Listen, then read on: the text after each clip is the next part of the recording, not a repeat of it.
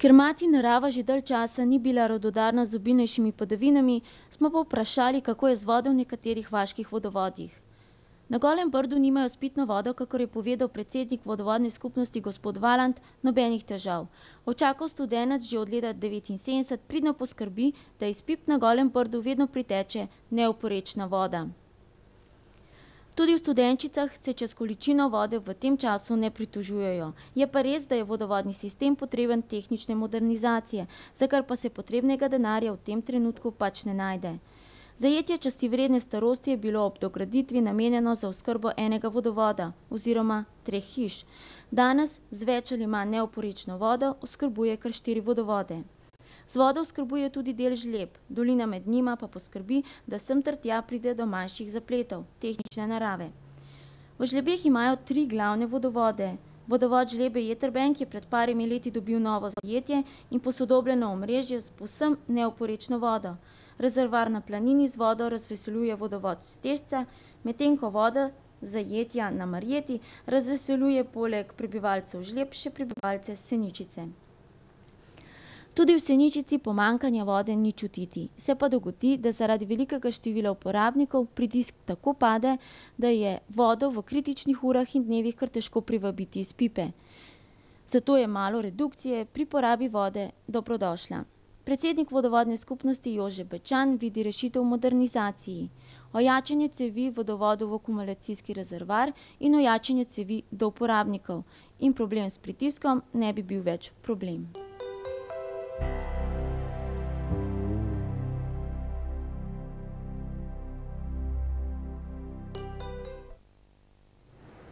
Na ožjem medvoškem območju sta poleg mostu pri Donitu najpomembnejša projekta cesta Sora-Trnovec in Preska-Studenčice.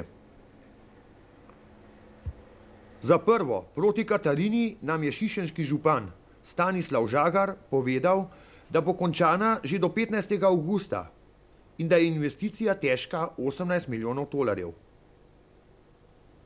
Za drugo, od Preske proti Studenčicam pa je omenil, da bodo letos za 10 milijonov tolarjev končali vsa zemeljska dela.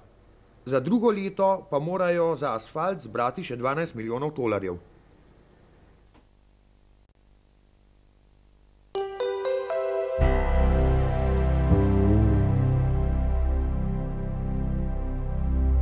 Na predvidenem priključku na magistralno cesto Ljubljana-Kranj so se ponovno pričela dela. Kaj se pravzaprav dogaja, pa smo povprašali gospoda Izlakarja, predsednika krajevne skupnosti Medvode. Krajanom Medvod oziroma gledalcem naše televizije je sigurno poznan problem prometne ureditve v Medvodah. Že vrsto let se s tem ukvarjamo, kako ga rešiti, kako ta gomilo prometa ali pa, da rečem, veliko številčnost vozil nekje uspešno skozi Medvode kanalizirati. Tu ni samo ta tranzitni promet, tu je ogromno prometa, ki v Medvode prihaja, bodisi na delo ali po drugih opravkih in seveda potem tudi odhajajo na svoje konce oziroma na svoje domove. Ta problem seveda se vleče, kot sem rekel, že vrsto let. Mi smo to skušali urediti na določene načine in seveda zato najeli tudi določene inštitucije v okviru občine Šiška, kjer so najeli za to ustrezne organizacije, ki so pripravile par projektov oziroma variant projektov te rešitve medvoškega prometa. Ena od, bi rekel, pomembnih ali pa glavnih variant je seveda rekonstrukcija te magistralne ceste skozi Medvode, ki naj bi v dolgoročni perspektivi postala 4-pasovnica, predtem pa seveda rekonstruirana v tem smislu, da bi se uredila določena križišča pri Vojtu, pri Kolorju, na Klancu, z ustreznimi tudi priključki. En priključek oziroma izvoz vam je poznan, pri Blagovnici je že končan. Drugi priključek na cesto v smeri Ljubljana pa je ta moment v izgradnji oziroma v pričetku gradnje nekje. No, predno še o samem tem priključku rečem, bi še to omenil, da obstoja seveda tudi varianta rešitve tega problema z obvoznico skozi Medvodo oziroma mimo Medvod, katera je pa seveda še precej odprta, kajti po varianti, ki je bila izdelana, je izredno draga in je pač vprašljiva, koliko bi prišla v upoštev. No, ker sem omenil že ta priključek na cesto v smeri Ljubljane, ta priključek je vezan seveda na most, ki se gradi preko Save iz Pirnč. Namreč ob pričetku del oziroma ob dogovoru izgradnje tega mostu je bilo nekako pogojeno, da se istočasno zgradi tudi ta priključek v smeri Ljubljane. Namreč pričakuje se, da bo promet iz smeri Pirnč mnogo večji, kot je bil zdaj, seveda, ker bo to tudi most in pa ta rekonstrukcija ceste za Donitom omogočala. Zato je to nujno potrebno ta priključek, kajti drugače bi se križišča, na katera bi se lahko ta promet vključeval pri Vojtu ali Kolorju, bila še močneje obremenjena in bi seveda ta zamašek bil še toliko večji. No, kot lahko vidite, ali ste že moče videli gledalci, se ta dela nekje pričela. Seveda ta dela zahtevajo poleg tega dovoza ne tudi dodatna dela. Eno, kar je, priključek se pomakne na del nogometnega igrišča, približno 15 metrov v igrišče. To pa iz razloga, ker se ob rekonstrukciji te magistralne ceste predvideva razširitev oziroma povečanje ovinka oziroma novega mostu.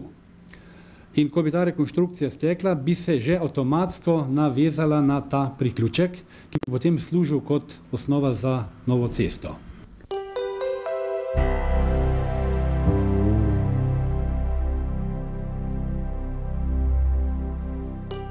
Pred parlamentarnimi počitnicami smo se ustavili tudi v Državnem zboru Slovenije, kjer je bilo ravno takrat precej vroče, saj so sprejemali pomembne zakone.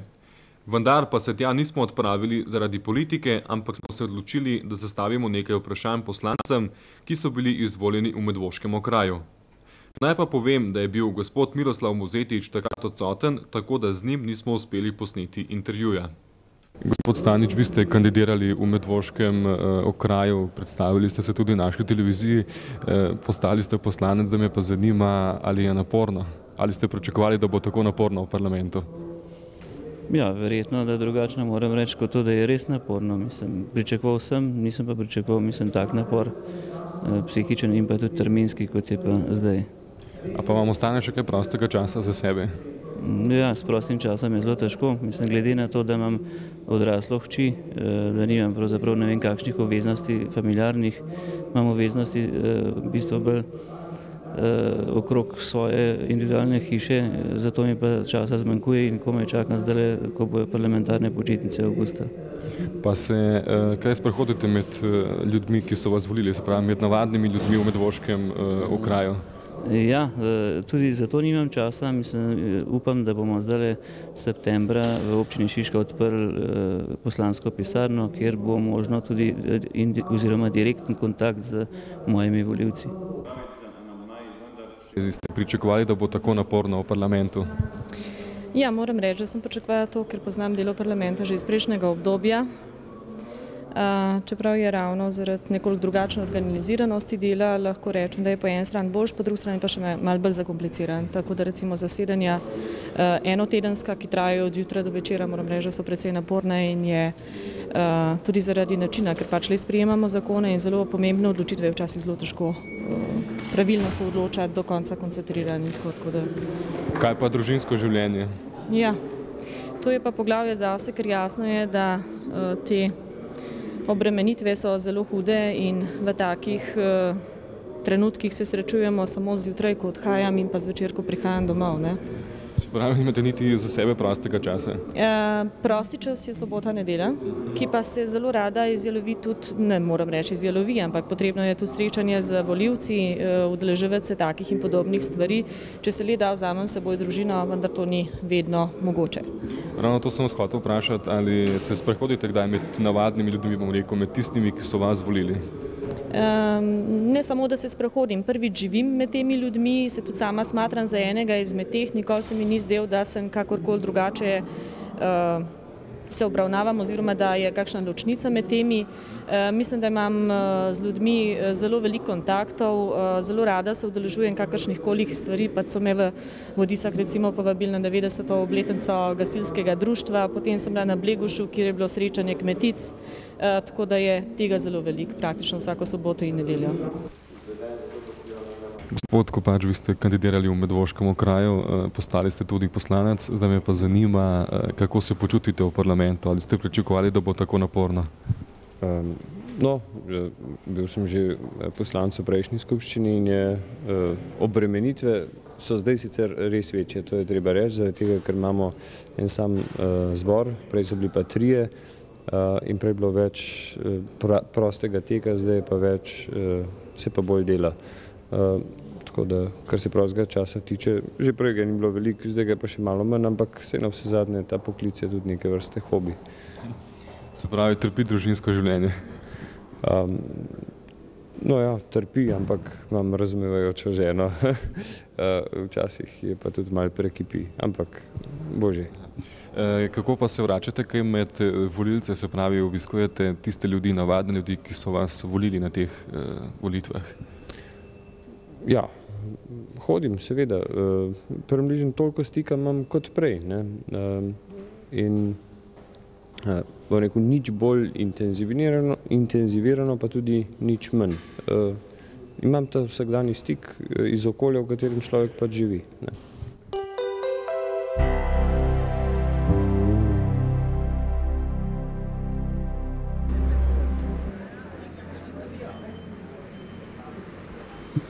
Vodnikova domačija je v teh dneh na široko odprla svoja vrata vsem obiskovalcem razstave likovnih del, nastalih na likovni koloniji na Koprivniku.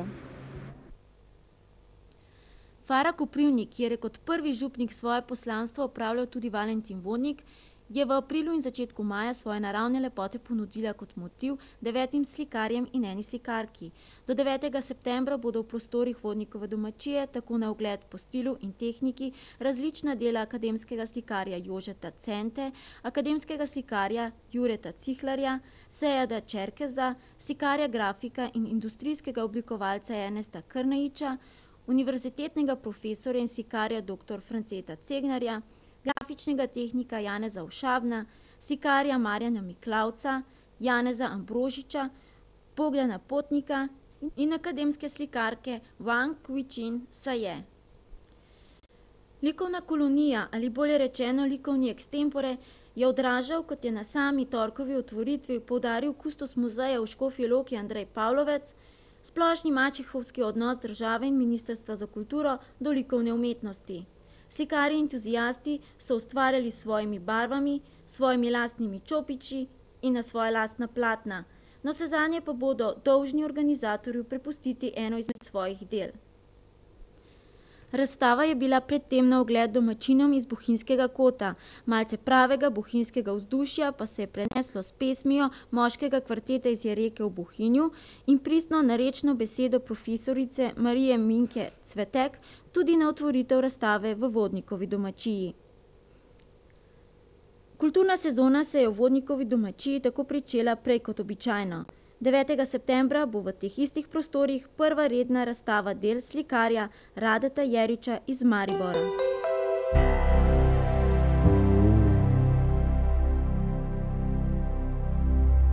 Tri leta so minila, odkar krajevna skupnost Smlednik vodi svet, ki je bil izvoljen na svobodnih demokratičnih volitvah.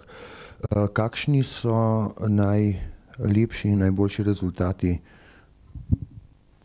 Ja, najboljš bi o teh stvarih povedal sam predsednik sveta, Gantar Roman, ki pa trenutno zadržan, tako da bom jaz par besed povedala o najlepših in najboljših rezultatih. Mi smo si zadali ali pa videli priložnost za naše delo seveda na dveh področjih, in sicer na vsakdanjem, na stvarnem in tudi na duhovnem, če bi malo širš rekla, tlele mislim področje kulture, pa bi najprej s tem začela. No, ena od teh stvari je bila, del na tem področju je bila obnova Kalvarije v Smledniku. Obnova je stekla najprej s pomočjo, s finančno pomočjo z občine, nato pa strani Zavoda za varstvo naravne in kulturne dediščine. Obnovljene so vse kapelce, vseh 14 kapelc, zidarsko in tako, da so zaščitene pred propadanjem, niso pa še poslikane. Da se o tej stvari tako malo ve, je krivo samo to, da ni bilo slavnostne, kako bi rekla, ali otvoritve ali posvetitve ali nekaj v tem smislu. Drugače je bilo pa to veliko delo, no in se tlele moram mojega novinarja ali pa izpriševalca pohvaliti, ki je na tem področju pa sam največ naredil. To bi bilo na tem področju, na področju infrastrukture, na področju cest, poštne infrastrukture se lahko kar nekaj pohvalimo. Cesta Vikrče-Smlednik je asfaltirana, je obnovljena. Žal je na področju Pernič, to se pravi ob začetku katastrske občine Perniče, cesta ožja. Zdaj, zakaj je tako? Te vprašanja zdaj raziskuje nov svet krajevne skupnosti Perniče. Cesta Hraše, Zapoge, Hraše, Valburga se pa obnavlja. O tem smo tudi na televiziji Medvode, sem jaz povedala, takrat smo mi za televizijo Medvode smo povedali, takrat smo mi naredili zaporo in ta zapora je potem tudi pripomogla k temu, da se je cesta dejansko začela obnavljati in tako, da zdaj tam tečejo dela. Sicer šele dela ob cesti, to se pravi, da se polaga se na vodovod, no, in tako da dela pa se. Naslednja zadeva je PTT. Posebna vas Dragočajna je bila s telefoni čisto na psu.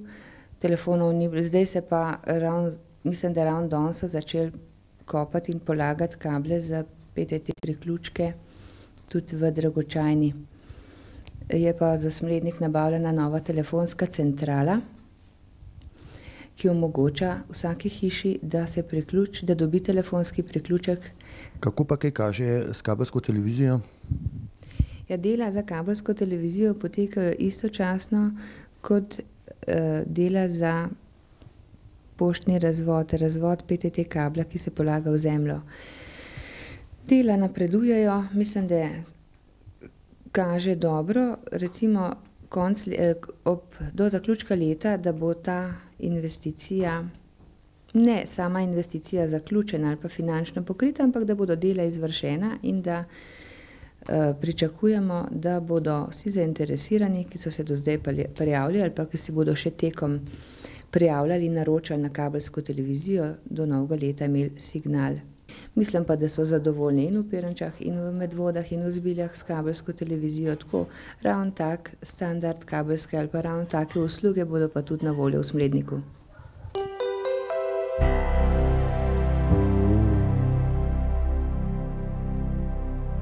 Gospa Nika, kaj je potujoča knjižnica in komu je namenjena? Ja, potujoča knjižnica je knjižnica, ki potuje od kraja do kraja, se pravi v tiste kraje, kjer knjižnictvo, se pravi stabilnih knjižnic ni, ne? To bi bila osnova. Druga stvar je pa, da je to v bistvu eno samo vozilo, tako rekoč ena sama knjižnica lahko zadovolji v našem primeru v Ljubljanskem 48 krajev, se pravi, da bi tam da nekako prihranimo 48 knjižnic, ne?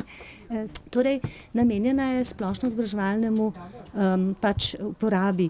To pomeni starim, mladim, skratka za črpanje literature, se pravi ne samo literature, ampak tudi neknjižnega gradiva, najširšega spektra, se pravi za zabavo, za izobraževanje in tako dalje, ne? Da nima preveč ostrih meja ali pa ne vem, preveč strokovno, da ni. Ne. Se pravi, je široka izbira knjig? Ja, pri nas je široka izbira knjižnega in neknjižnega gradiva. Kot vidite, v tem vozilu zaenkrat lahko vozimo okoli do 5000 knjig, pa tudi precej kaset, video, audio, CD plošče so, ne. Dočim naša knjižnica kot taka ima pa okoli 50 000 knjig. Ne, in to pomeni, da tudi naše zaledje je tako veliko, da lahko črpam marsikaj še od tam. Ne. Kakšna pa so pravila izposoje? Pravila izposoje so pač taka, kot so povsod v celem sistemu splošnega izobraževalnega knjižničarstva, se pravi, da bralec pač si knjigo izposodi in po UNESCO-vih standardih velja, da naj bi bila knjiga, ki je pač element najširšega tega spektra dobrin iz kulture, naj bi bila zastonj. To se pravi, da izposojnine tukaj ni in to je edino prav. Druga stvar je članarina, no in tudi tega pri nas ni. In pa tudi lahko se vpiše kdorkoli, pač vsak, ki not stopi, je lahko naš bralec. To bi bilo vse. Edino, kar je pa torej plačljivo, so pa zamude. To pa pravijo tako po svetu, da naj bo ta represija čim višja, da se vračajo knjige in da se potem obračajo spet. In kako ste zadovoljni z obiskom? Ja, moram reči, da v celotnih 48 krajih, ki jih obiskujemo na področju 4 ljubljanskih občin, smo izredno zadovoljni, ker kaže se vsa ta leta, odkar sem jaz v službi, se pravi 20 let, velik trend, vedno več se knjig izposoja, vedno večje zanimanje, pa tudi tako, da recimo v eni vasi, celo vas, bi rekla, predelamo od najmlajših do najstarejših. Tisti, ki so že mladina, ko konča srednjo šolo, dostikrat preneha brati, ampak potem se spet vrnejo. Se pravi, da nekako nas obiskuje skoraj cela vas in s tem smo zelo zadovoljni. In ker to, torej naša naloga je vzpostavljati bralno kulturo na podeželju, in to nam je uspelo, jaz mislim, bi rekla, da.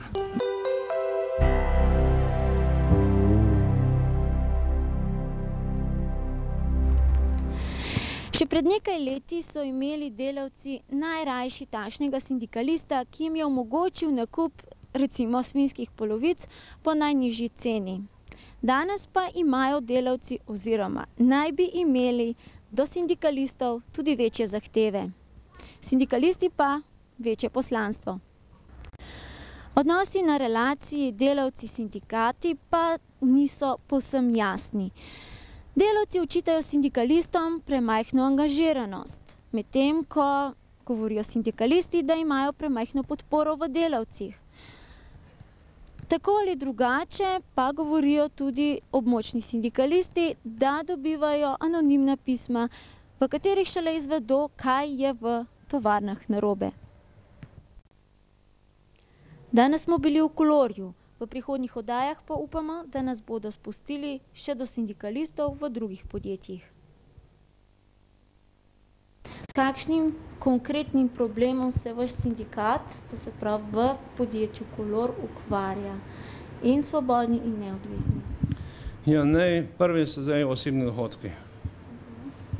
Prvo imamo zdaj osebne dohodke, pol imamo pa privatizacijo, ki bo trebalo sodelovati z vodstvom, da ne bodo prišle kakšne prilike noter.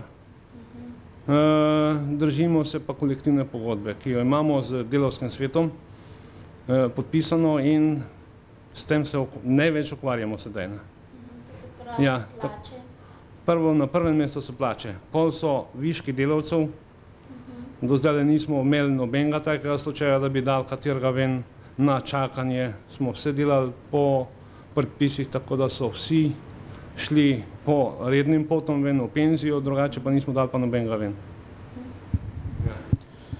No, jaz bi samo to rekel, te osebni dohodki, to je v glavnem že aktualna tema, to se mi pogajamo, dogovarjamo z vodstvom že vsak teden na 14 dni, torej vsak mesec redno. To je verjetno tudi najbolj aktualna zadeva nasploh v firmah v Sloveniji. Moram pa reči, da so še druge zadeve. Nasploh kolektivne uspešnosti, individualne ocene, ki bremenijo mase za osebne dohodke. Potem so tudi zadeve, ki so aktualne, disciplinski prekrški oziroma individualna ocena po zaslugi dobrega ali slabega dela. Torej tukaj prihajamo včasih do nekih razhajanj, tukaj bo verjetno treba še kakšno stvar doreči. V glavnem je pa še zdaj, kar nas čaka in kar se bomo zdaj v kratkem tudi usedali s delavskim svetom, in to je privatizacija podjetja. To bo zdaj tudi verjetno en faktor, ki bo zelo vplival na budućnost tega Kolorja, in jaz upam, da bomo lahko tle sodelovali bolj aktivno, kakor pa marsikje drugje. Kar se pa tiče presežnih delavcev, moram jaz kolega malo popraviti, imeli smo že primer 4 presežnih delavcev, to so bili delavci v skladišču, za katere smo smatrali, oziroma je tudi smatralo vodstvo podjetja in njihovi šefi nadrejeni, da več ne ustrezajo glede na kvaliteto svojega dela. Ne ustrezajo več temu podjetju in so potem šli na čakanje, seveda naprej, potem pa je prenehalo njihovo delovno razmerje. Zdaj, tega se tukaj več ni dogajalo. Zaenkrat nič ne kaže, da se bo. Upajmo, da se tudi ne bo do lastninjenja, pa mogoče potem še kakšen let čez. Je pa, kar je bilo zmanjšanje delovne sile in delavcev pri nas v Kolorju največ z odhodom v pokoj, oziroma s to znano varianto. Takole, kakšni so pa v bistvu res konkretne možnosti, da sindikat nekako kot predstavnik delavcev sodeluje pri nadaljnji usodi podjetja? Zdaj se gre največ tukaj pri nas, da bi kot največ odkupili delavci. Samo zdaj je vprašanje ocenitev podjetja, ki to bo zelo težko, ker bo prevelika vsota bo, da bi jo lahko delavci odkupili. Da, zdaj imajo še to naši pravne službe in vodstvo prereja tale statut, da bomo videli, kako bo se dalo tole narediti. Bo pa zelo težko, po mojem. No, jaz bi to dopolnil, glede na to, da je to dosti tak kompleksen vprašanje. Sodelovanje sindikata oziroma njegov vpliv pri nadaljnem delu oziroma nadaljni usodi firme je odvisno od mnogo česa. Žal ne toliko od samih dejavnosti v podjetju, kakor pa v dejavnostih na splošno v državi.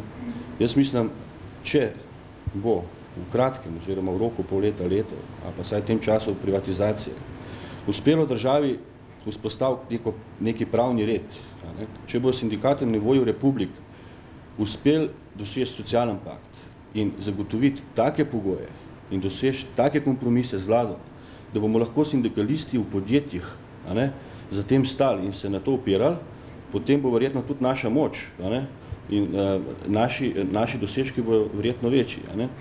In kar se tiče samega sodelovanja pri privatizaciji, to je zdaj tako, verjetno je zaenkrat še delovski svet tisti, ki bo mogel tukaj kaj več reči. Žal je ta delovski svet in sindikat v pojmih, v pravem pomenu besede malo navzkriža. Vi se spomnite, da smo podpisovali kolektivno pogodbo, podpisovali smo z delovskim svetom, polovica ali pa več kot polovica članov delovskega sveta so tudi člani sindikata, torej tukaj so že določeni nesmisli.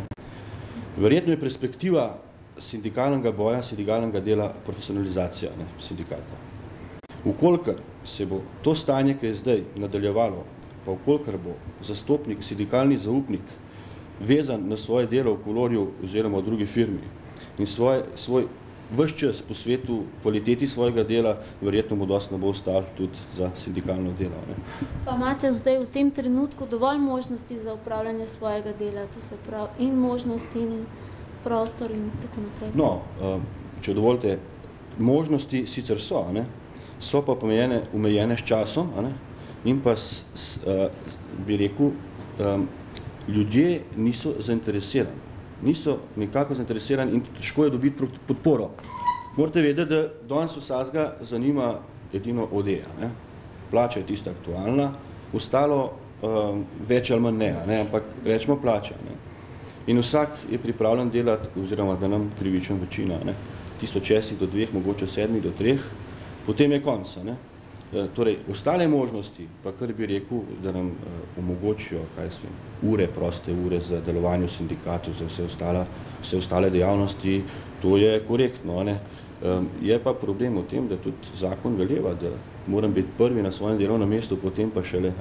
In garantiram, če bi bili recimo v Kolorju ali pa v takih podjetjih, ki imajo 300, 400, 500 ali pa več delavcev, sindikalni zaupniki profesionalci in bi se bavili 8 ur ali pa še celo več na dan samo s to dejavnostjo, mi verjamete, da bi imeli kaj za opraviti.